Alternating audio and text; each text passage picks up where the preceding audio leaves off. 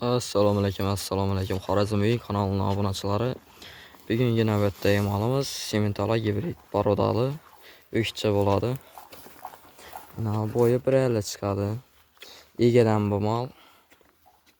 Rosa ajoyib olib malni baqadon yeridan bu.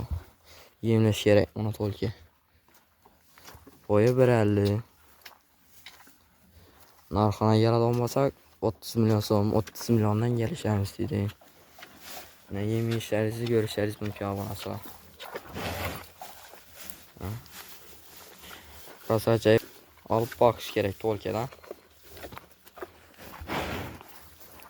Obunachilar ko'rishingiz mumkin.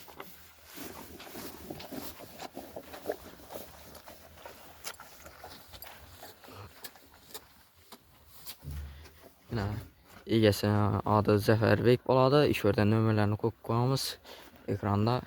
Yoqqan bo'lsa bir like bosib, podpiskani bosib qo'yib qo'yaveramiz esa. Hammaga rahmat.